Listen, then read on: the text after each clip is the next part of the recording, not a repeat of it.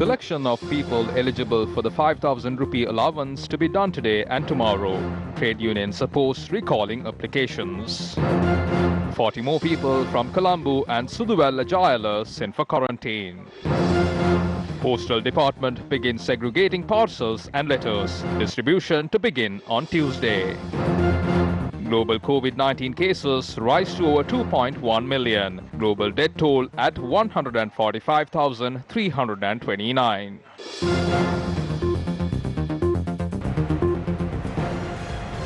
A very good afternoon. This is Lunchtime News on TV1. I'm Tarusha Kumar Singh, taking a look at all those stories in detail now. The identification of the people affected due to the prevailing situation commences today and tomorrow. The government announced that a 5,000 rupee allowance will be provided from the 20th of this month through an application process. However, the Sri Lanka Gram Niladhari Association said that they will refrain from involving in the distribution of this allowance.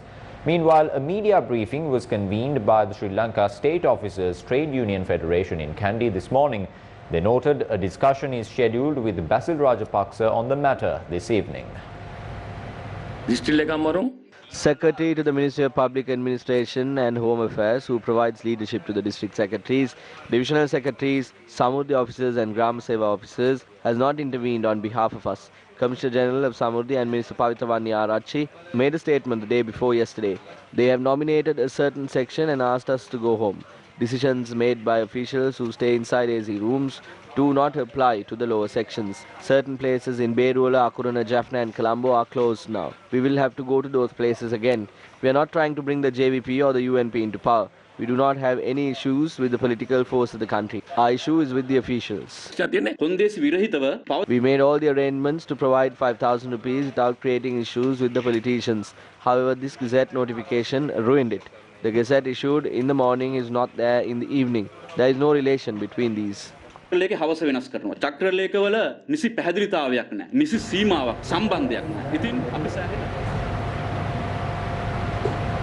is a report on a group of farmers in Madirigiriya who have been unable to sell their produce. The farmers of Meegaswawa Madirigiriya, Bebiyawawa and Mahatalakolavawa are suffering as a result of not being able to sell their vegetables. According to our correspondents, these farmers had cultivated vegetables such as bitter gourd, snake gourd and tomatoes on about 4,000 acres of land. However, the farmers are now suffering as they cannot sell their vegetables at a proper price. මේ අහල පහල කොටු වල තියෙනවා දැන් අද වෙනකොට kilo metric ton 25ක් අපේ මාසයේ කාණ මිනිස්සු ඒවල අපිට මෙහෙම වුණාම හරි දුකයි මෙහෙම වුණාම පස්සේ. These farmers only request their vegetables to be purchased at a reasonable price. The only thing we can do is to cut and throw these into the jungle. At least if these vegetables can be bought by the Dambul Agricultural Center through a mobile service, it will provide some relief to us in our day-to-day lives.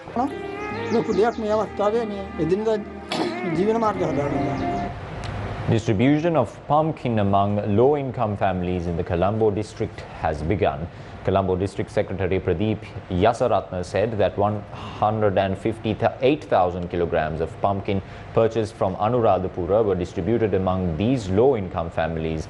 There are 54,000 families in the Colombo district who received the Samurdhi benefit. The district secretary also said that stocks of pumpkin were distributed among those who have lost their jobs after curfew was imposed in the island. In more news, 161 patients suspected to have contracted COVID-19 are being treated at hospitals. The total number of confirmed cases in Sri Lanka stands at 238. 163 of them are still receiving treatments in hospitals. In more positive news, according to the Ministry of Health, 5 more COVID-19 patients recovered completely yesterday. Thereby, the number of total patients who recovered stands at 68. No COVID-19 infections were reported in the island yesterday. In more news regarding the COVID-19 situation in Sri Lanka, another 40 people from Colombo and Suduwella Jayala have been sent to quarantine centres. The head of the National Operations Centre for the Prevention of the Spread of the COVID-19, Lieutenant General Shavendra Silva, said that this group of people had associated with people who tested positive for COVID-19 previously. The army commander also added that 22 people at the Punani quarantine center will be discharged and sent home. The world has now reported 2,178,149 confirmed COVID-19 cases with 145,329 deaths. On a more positive note, total recovery stands at 546,743. Britain extended its nationwide lockdown for at least another 3 weeks yesterday, as standing leader Dominic Raab ordered Britons to stay at home to prevent the spread of a coronavirus outbreak. And I want to be really clear about this. The advice from SAGE is that relaxing any of the measures currently in place would risk damage to both public health and our economy. Patrick and Chris will be able to go into further details on all of this shortly. But based on this advice, which we very carefully considered, the government has decided that the current measures must remain in place for at least the next 3 weeks. The United Kingdom has the 5th highest official death toll from COVID-19 in the world, after the United States, Italy, Spain and France, though British figures only cover hospital fatalities and the real number is probably much higher. A nationwide state of emergency has been declared in Japan due to the country's worsening coronavirus outbreak. The move allows regional governments to urge people to stay inside, but without punitive measures or legal force. The state of emergency will remain in force until 6th of May. Speaking at a special meeting of medical expert, Shinzo Abe, the Prime Minister of Japan, said areas where a state of emergency should be carried out will be expanded from the 7 prefectures to all prefectures. As the number of infections in Japan has increased, criticism of Abe's response has grown louder. Japan has 8,626 confirmed COVID-19 cases, 178 deaths, and 901 recoveries. Spain saw its coronavirus death toll soar past 19,000 yesterday after another 551 people died of COVID-19, with the numbers reflecting a staggered slowdown after nearly 5 weeks on lockdown. It also recorded 5,183 new cases of COVID-19, taking the overall figure to 184,948, officially second highest in the world behind the United States. Meanwhile, in India, number of COVID-19 infections exceeds 13,400 and death toll exceeds 440, and recovery numbers risen to 1,768. The capacity at terminals at the Colombo port is nearing its maximum capacity. General Daya Ratnayaka, the chairperson of the Sri Lanka Port Authority, said around 26,000 freight containers are at the Colombo port as of now. He said the maximum capacity at the Colombo port is 30,000 freight containers. සාමාන්‍යයෙන් බහලුම් අපිට තබා ගැනීමේ උදම් ප්‍රමාණය ගත්තාම තියෙන ප්‍රමාණය ගත්තොත් Generally, we can only hold about 30,000 containers in the container yard at the Colombo port. Today we have a total of 26,000 containers at the port. So we have only a very limited amount of space to unload containers from these ships. Transportation of goods on ships and the unloading process is continuing smoothly. There has been no issue there. So we request everyone in the country who are involved in these industries to take these containers from the port. අපි රටේ මේ ව්‍යාපාර වල සම්බන්ධ පිළිදෙනාගෙන් අපි ඉල්ලා සිටිනවා බහලුම් සියල්ල මනින්ම අරන් යන්න කියලා. The Ministry of Health states that all medical officers of health have been informed to begin a program to provide immunization vaccines to all children. Secretary to the Ministry Badrani Jayawardena said that they were informed to conduct these clinics adhering to proper safety regulations and social distancing. All medical officers of health have been informed to provide immunization vaccines to children while following social distancing and holding clinics close to residential areas. Medical officers of health across the island and family midwives will conduct this program.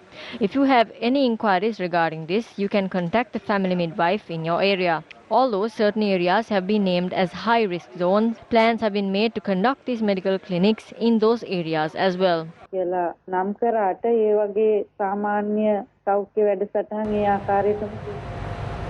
Meanwhile, the Postal Department has begun the process of selecting letters and packages that has been stored at the department Postmaster General Ranjit Ratna said that the selecting will be done at the Central Mail Exchange and at regional postal exchange centres. More than 300,000 letters and packages are currently stored at the department. We decided to open post offices only for internal affairs after discussions held with Minister and his secretary. International mail will be opened with the assistance of Sri Lanka Customs. We held talks with the Director General of Customs and decided to open these packages today. After opening them, we will need an estimated time period of 3 days to be done with the selection process. Therefore, internal activities have begun at the Central Mail Exchange and at 9 regional postal exchange centres with a minimum number of staff. I believe that the distribution process will begin by Tuesday. Especially a special discussion will be held with the subject minister today. We will inform about the steps we will take in the future following the discussion.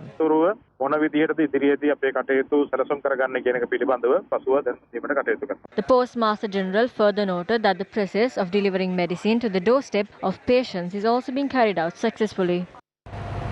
The International Monetary Fund said it will be reviewing the request made by the government of Sri Lanka on its rapid credit facility. This statement was made during a press briefing on Asia and Pacific by the IMF yesterday. Has Sri Lanka made any request for debt relief or any special corona funds? Also, what is the status of the current program review?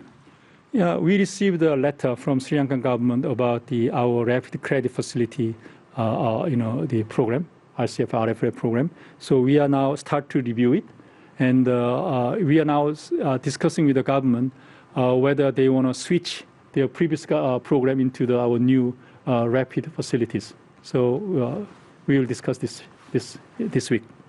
During the media briefing, Chiang Yong-ri said Asia's growth in 2020 is expected to be 0%. These are highly uncertain and challenging times for the global economy, and Asia-Pacific region is no exception. The impact of coronavirus on the region will be severe across the board and unprecedented. Asia's growth rate in 2020 is expected to be 0%. This is worse than the growth rate during the global financial crisis and even during Asian financial crisis. Actually, Asia has never experienced zero growth rate in the last 60 years. That said, Asia's current growth rate still fares better than other regions. For 2021, there is a hope. If containment policies succeed, we will see a rebound in growth. However, it is highly uncertain how this year will progress. 10 million rupees from the Vesak fund of Hunupitiya Ganga Rame Temple was donated to the COVID-19 Healthcare and Social Security Fund yesterday.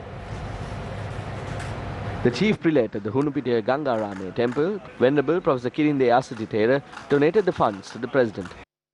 At present, 703 million rupees is deposited to the COVID-19 Healthcare and Social Security Fund. Meanwhile, 17 metric tons of vegetables donated to the Vihara were also donated by Venerable Professor Kirinde Asatitera to the acting IGP, C.D. Wickramasinghe. Speaking at a media briefing at the office of the opposition leader, former parliamentarian Eran Wickramaratne expressed the following views. Since the 1940s, essential services existed. Who introduced this? A person named Oliver Gunatilaka. What happened to him after that? He became a governor of this country as Sir Oliver Gunatilaka. When there were problems in the 1980s, who did this? A very famous state official named Bradman Weerakorn coordinated this. Politicians were not allowed to interfere. But this government has politicized this as well. They are gathering politicians, making lists, and then distributing money, and doing this as a part of their election campaign. They should refrain from doing these things. We as the opposition stayed silent for 4 weeks and completely supported this government. But I must state clearly that we will not continue to stand by and watch silently. If we see that they are trying to limit expression of free speech and limit the exercise of people's democratic rights, as the opposition, we will not allow them to do it. මේකෙන් බලනවා නම් ඒක සීමා කරන්න යනවා කියලා. ඒක කරනනම් අපි විපක්ෂයක් හැටියට ඉඩ දෙන්නේ නැහැ කියන Let's now take a look at some of the paintings received by Gammadda under the initiative Gammadda Nagitimu Sri Lanka. Gammadda Nagitimu Sri Lanka.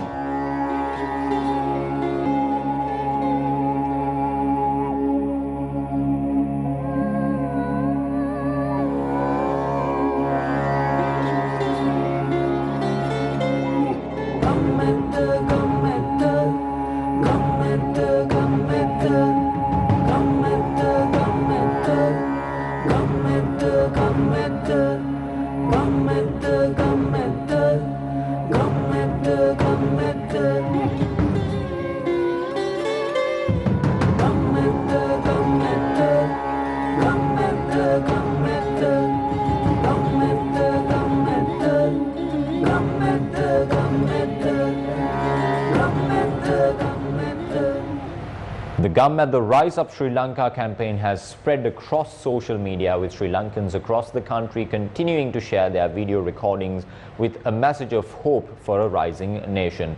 We leave you this afternoon with taking a look at some of the latest videos shared today. I'm Tarusha Kumar Singha. Stay at your homes, stay safe, but stay close to News First. Have a very good afternoon.